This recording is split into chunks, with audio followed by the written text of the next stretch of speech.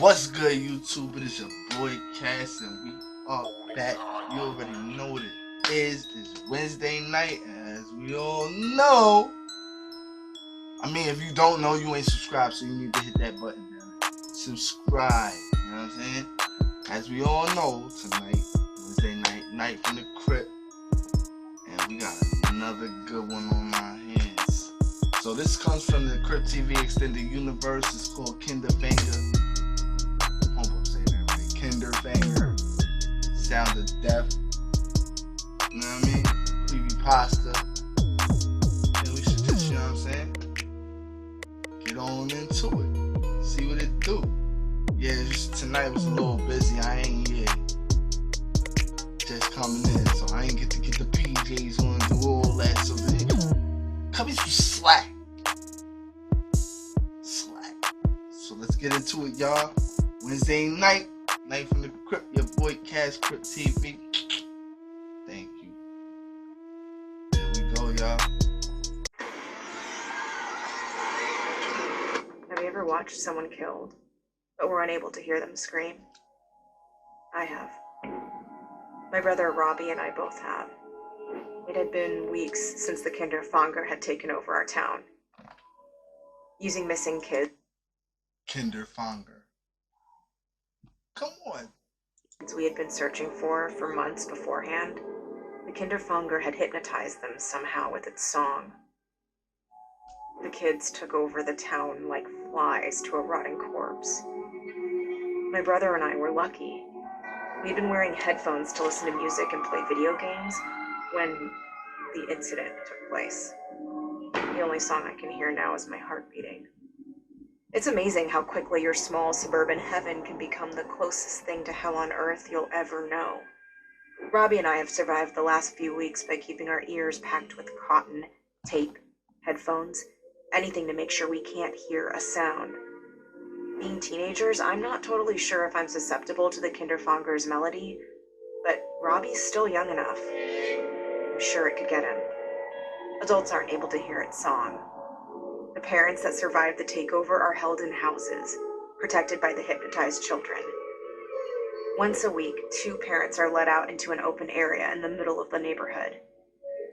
Then, the children hold them down as a single child straddles atop their parent and guts their heart out. Yo, are you serious? This day is the day of sacrifice. With the sacrifice of each parent, the Kinderfanger grows stronger, each act of annihilation making its hold on the children tighter. My brother and I have been hiding in the woods in anticipation of our parents eventually being the sacrifice. Yeah. We have laid traps throughout the woods so we can evade the children. We also fashioned clubs out of branches for weapons. We knew we couldn't save them all. Our parents were the only ones that mattered. Everyone else was expendable. The day of sacrifice had come. We packed our ears full of cotton, taping across it, and shoving headphones over them. I made sure to help my brother Robbie pack his ears. Being an older sister, you never quite imagine yourself being best friends with your preteen brother. When we could still hear, most of our time was spent yelling at each other. In some twisted way, losing our freedom to hear has allowed us to listen to each other a lot more and made us better for it. I never would have survived for so long without Robbie. I owed him everything.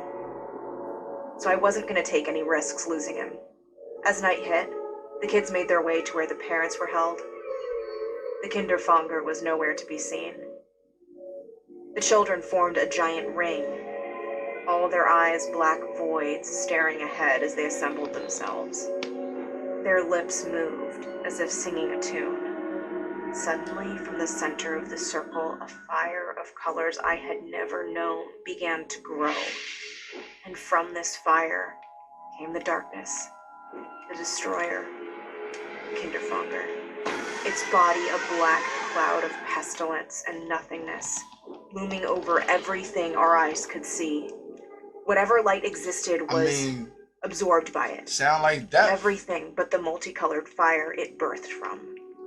The Kinderfanger's bone fingertips raised its pipe to its lipless skull and played its devil's melody. The kids turned in the circle and proceeded in a line toward a nearby house. From the house, our mom and dad emerged.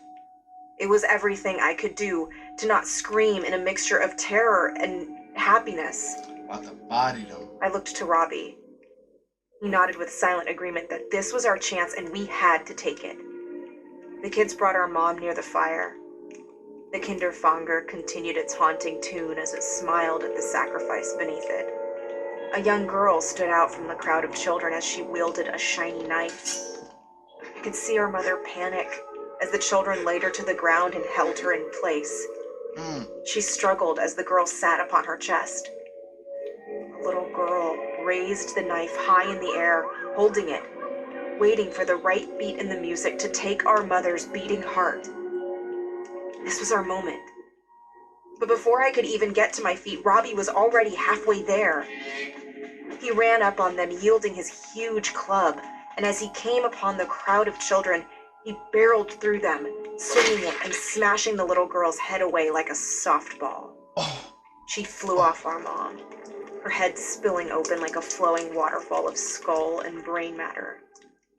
I remember in that moment looking directly at the Kinderfanger and seeing its eyes blaze.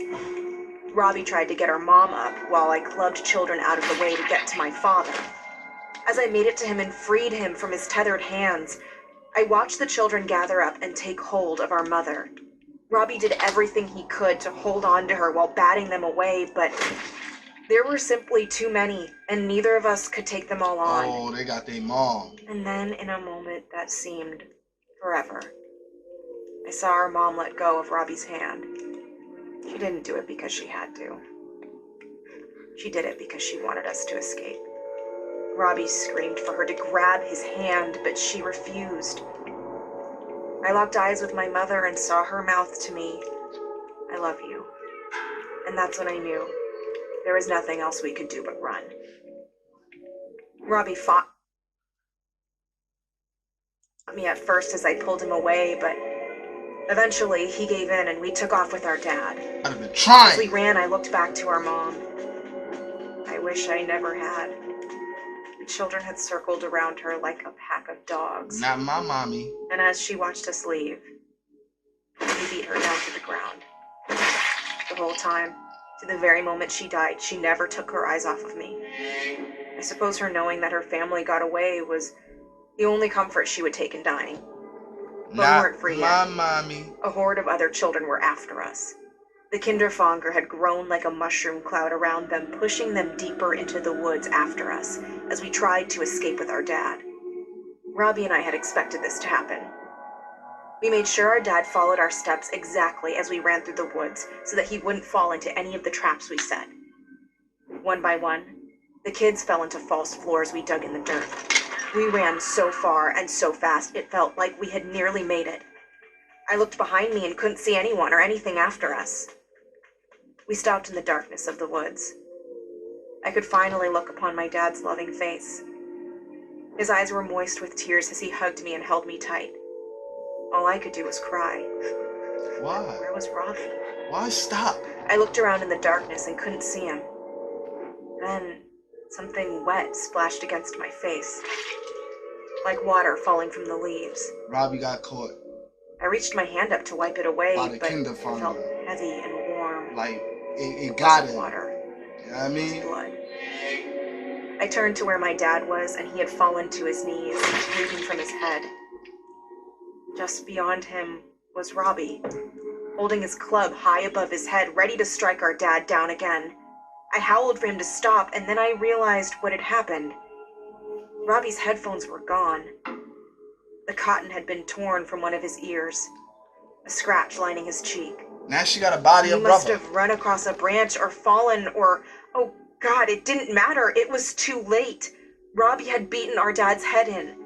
I couldn't even decipher what was his face or the floor of the woods anymore. And then Robbie turned his eyes on me. But he didn't raise his club. Instead, he dropped it and jumped on top of me. He was trying to unplug my ears. I fought him with everything I had, my hands searching for a nearby rock, but I couldn't get him off.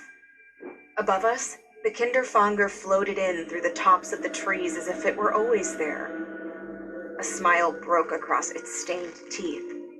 I watched it raise its pipe once more, ready to make me one of its slaves.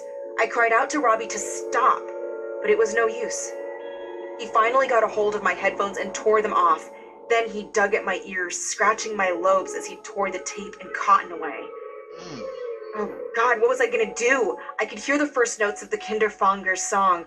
I stared in total fear at the picture above me of my brother's vacant eyes and the dark cloud holding over him, and knew in that moment what I had to do. The only thing I could do. I reached my hands out for anything I could. I finally found a rock and knocked Robbie out with it.